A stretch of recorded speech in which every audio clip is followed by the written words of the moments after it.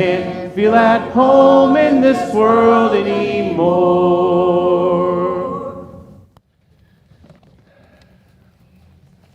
Thanks to all who participated today, and those of you at home watching, and those of you who are here today. Hope it's a good day for all of us. We read last time, 2 weeks ago, in the Sermon on the Mount, where Jesus ended our little section with these words, "For where your treasure is, there your heart will be also." Harris says we have dyslexia when we read that. We read it as if Jesus just said, wherever your heart is, that's where your treasure is. We like that. That makes sense to us. Where our passion is, that's where our money goes. But that's not what he says. Jesus said, and I'll add a word here, where your treasure is already, that is where your heart is already. It's a test. It's a reality. It's the way it is, not the way we wish it were. We've always put worth and value and meaning into things. The way you know that is where your heart is. It simply takes a look, a real, honest look to see where it really is, the treasure, because that's where you find our heart. It may be embarrassing sometimes to start thinking of where it really resides, your treasure. It brings us to Jesus' next words, if you want to read along, Matthew chapter 6, starting in verse 22. The eye is the lamp of the body. If your eyes are healthy, your whole body will be full of light. But if your eyes are unhealthy, your whole body is full of darkness. If then the light within you is darkness, how great is that darkness? You may be a better scholar than me. That used to confuse me. Maybe it still does. If it's tough, just remember the context, first of all, because Jesus keeps talking in this section right before it and right after it about money or treasures or stuff or things. He hasn't left the theme. Besides context, just understand where they're at right now as they're reading it, listening to it. As several commentators point out, the background of this is oil lamps. I have never grabbed an oil lamp at my house, lit it, and said, I need to see what's going on. I flip a switch, grab a flashlight if I have to, but never an oil lamp. If the oil lamp is the way people see things, then the eye is the way any body sees things. The NIV translates the word clear here. The eye is clear, if it's clear, but that could be also translated single, like as in single-minded, or good, or healthy, or even to stay in context, it can be translated generous. And if you think generous, then you start seeing, in context, I get what he's saying. For the ancients, a good eye meant a generous person. Proverbs 22:9, it says quite literally, he who has a good eye will be blessed, for he gives bread to the poor. So in Jesus' context, in his sermon, he's equating the good, healthy, single-minded eye with being generous with your stuff. It's how we see things. In contrast, in the old scriptures, the evil eye is full of darkness because it's stingy or envious or greedy. That might help you understand what Jesus is trying to get at. I've mentioned this before in sermons, but my good friend, he's long gone now, but his name was David Ransom. And when he was born, they gave him all this oxygen, too much. He developed blindness as soon as he was born, soon after he was born. And so he lived his whole life without eyes. He had eyes. One was artificial. He could pop it out and show you, and that was kind of weird. But his eyes did not work and never did work. Mine, even though sometimes I can't see as well as I used to, mine work just fine. Comparatively, yours do too, right? I figure one of the things we ought to at least do is say, God, thank you for my eyes, because I see you. You see me. We see. What happens when your eyes are not good and healthy? What happens if your eyes don't even work? It's simple. The answer is easy. Every child can tell you, you walk around in darkness. You don't see at all or very well. So what happens, Jesus is getting at, is you see things blurrily. What if you can't see things well? What if it's not crystal clear? In some ways, then, you are full of darkness. The saddest reality of all is thinking you can see when you are blind. Imagine living with double vision. Imagine living, I can cross my eyes, but imagine living with crossed eyes always. Imagine, not as a joke, seriously, imagine both of my eyes looking outward, where I can see there and there, but not here. How hard would that be to see in different directions at the same time? In spiritual terms, as Robertson puts it, if we see double, we confuse our vision. We keep one eye on hoarded treasures and roll the other proudly up to heaven and think we see well, but seeing double is double-mindedness. Can you focus on two things at the same time? It's like me trying to listen to two things at the same time. I have trouble hearing one thing at the same time. I cannot see and focus on two things at the same time, and I think Jesus is saying that. How can you ever reach your goal if you are going in two different directions, looking in two different directions, opposite directions? Leads us to the next thing Jesus says. No one can serve two masters. Either you'll hate the one and love the other, or you'll be devoted to the one and despise the other. You cannot serve both God and mammon. Yours might say money. Mammon. The original language, money, possessions, stuff, it can be seen in a neutral way. It can also be worshiped. Jesus doesn't give a description of it. He just assumes you know what he means. And money, if it is money, money can be neutral. Money can be used for good, for bad, but money can also be worshiped. You'll hear us say the almighty dollar. If we're not careful, we may end up worshiping what we think we own. We still go to church, we still give to God, but is it possible we chase after the dollar, we gather the dollar, we hoard the dollar, and most importantly, we love the dollar? I think if I stood out on the street and handed out dollars after hundreds or thousands of dollars, we would find how many would come and want to be here with us. Hare says, to God belongs 1 hour on Sunday, mammon gets the rest. Are we in love with money, or is it God? And so let me ask some questions that may be hard to answer. If you wanted to answer honestly, go right ahead. How much time do you spend thinking about your stuff? How much do you have? How can you get more? How can you keep it, protect it, upgrade it, store it? How much time do you spend thinking about money? How to get it, keep it, protect it, grow it, and store it if you have too much of it? By the way, is that possible to have too much money? Is it possible we in America can be controlled, owned, manipulated, and transformed by what we think we own, which really in some ways owns us? Is there a danger? Nobody can serve two masters, Jesus says. And he mentions it in the language of masters. Masters, we have a hard time with slavery. We have a hard time talking about it. It's uncomfortable in history, in different cultures. But he speaks of this as a reality in our own lives. You will be owned by something or someone. You have a master. Do you know it? It's not disputed. The only question is, what is it? Name your master.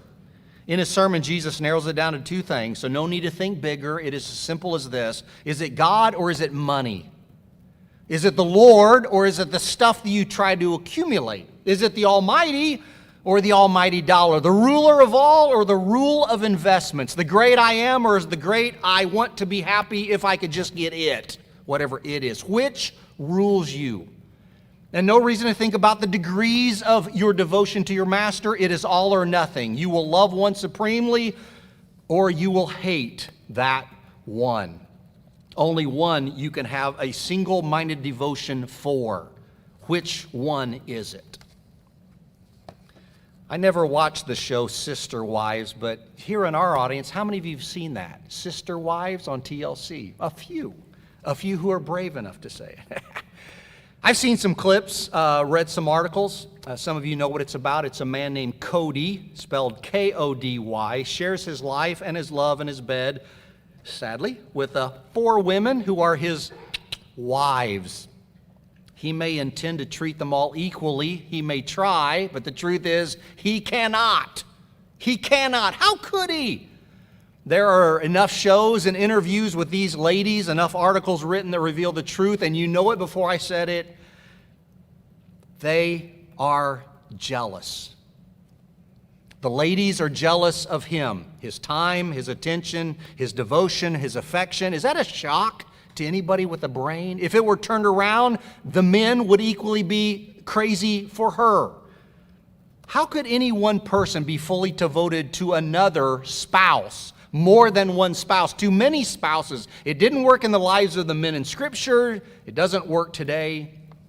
In one article by Baby Gaga, the quote is, "The timing was terrible when Cody courted Robin because Christine was pregnant with Truly at the time." You remember that? It was difficult for her to watch him date another woman while she was expecting. And in Christine's own words, "What I get jealous about most is time and where he spends his time." And we could all give it a healthy duh. Why wouldn't a wife feel jealous sharing her devotion and love with another man who shares his love and devotion with several other women? Is it even possible for one man to fully devote his love, attention, and devotion to more than one wife? It's no different when it comes to our relationship with the Lord. Lewis points out that Jesus does not say that you should not serve two masters, but you cannot. It is impossible to give equal allegiance, love, devotion to two opposite masters. Mammon will win, he says, the allegiance of the double-minded man, and many a man is owned by that thing which he thinks he owns. The problem is we all get mixed up in our minds and in our hearts, and we get our values all confused. In our right mind, we value things that will last, not things that pass away. But we become deceived into trading what is eternal and holding on to what is temporary.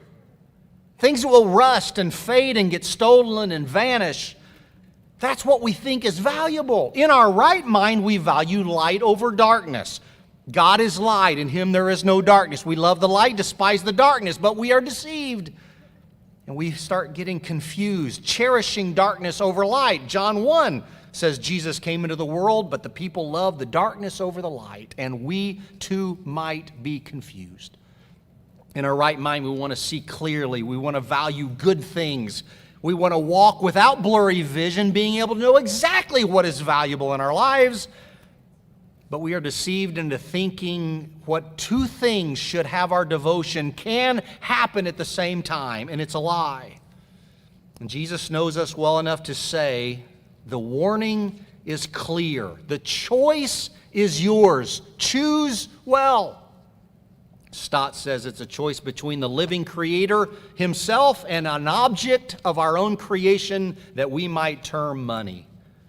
He goes on to say even Christians can get wrapped up in this confusion. So they serve God on Sundays and mammon on weekdays, or they serve God with their lips and mammon with their hearts, or God in appearance and mammon in reality, or God with half their being and mammon with the other half, which it turns out is impossible. He goes on to say God can be served only with the entire and exclusive devotion of the person. This is simply because He's God. Isaiah 42, I am the Lord, that is my name, my glory I give to no other. To try to share Him with other loyalties, he says, is really just idolatry. The Lord knows us. He knows the truth. He knows the choice. He knows the reality. Here it is. Your heart has room for one and only one Lord. The throne of your life allows only one king to sit upon it. Your knees are able to fall before only one God. You are owned by one master and only one. What is it? That's the question. Who is it? What or to whom do you serve? Is it money? Is it things? Is it stuff? Is it earthly treasures? If it's not, then the light within you is not even light. It is darkness. There's no light there. There's no hope there. There's no treasure there. There's no mixing of light and darkness. One will overpower the other. Light will vanquish the darkness in your life, or light will overwhelm completely. Which is it? When it comes to devotion and love, is it God or is it everything else? God demands complete devotion. He has no equal. So what is it for you? It's possible the same danger that Jesus spoke about way back then is still a danger for us. Is it possible that in the church today, the greatest struggle we have is against materialism? That's what Cope said. You think he's right? Have we fallen in love with stuff?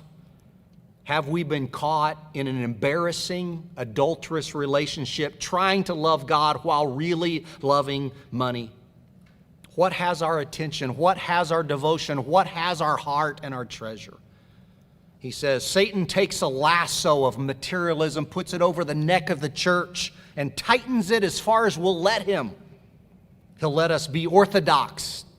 He'll concede every belief the Bible affirms. He'll be glad if only we will believe the illusion that life is found in the abundance of our things. Where is our treasure? Where is our heart? Where is our value? Every year, unfortunately, the county assessor gets involved in our life. And he comes to our house through the mail, sometimes through a phone call. This time it was late, but he found us, we found him, and we made the agreement. See, he says we owe something to him. And it depends on what we already own in our vehicles. So they decide, when I tell them what our vehicles are, he decides what the vehicle is worth. And then I pay the taxes. Everybody wants a nice new car until it's time to pay taxes on it. Then you want a junker. Thankfully, ours are not new. Yay! The county assessor may have a good handle on the value of our vehicles, but he or she probably knows nothing about real value in life if they're worldly. Because if an assessor comes to your house, and if they actually did this, come on in, we say, come on in, and they want to assess everything we have. And we take them around our house and we say, look at this stuff, look at this house, look at these cars. Check out my vehicles, check out my collection, check out my home, check out all of the good things I own. Even look at my portfolio, which will make me rich someday. I would hope a Christian would welcome that person in. The assessor here, come on into my house. You want to see what's really valuable? This is my wife. These are my kids. This is my old Bible I read. This has words of life in it. This brings salvation to my souls. You can't see my church family. You can't see those I've helped. You can't see with physical eyes what is really important to me and my family, but can I tell you what it is? It is our faith in the Lord. It is the love of Christ. It is the Spirit of God. It is the hope of heaven. These are true treasures to me. Today, make sure your eyes are healthy. Make sure you're a person of generosity who understands who really owns your stuff. Make sure your vision is clear and you see money and stuff as it is and not as your God. And make sure your heart is fully devoted, single-minded in devotion to God as the only one who deserves your love and devotion. Let's sing this song.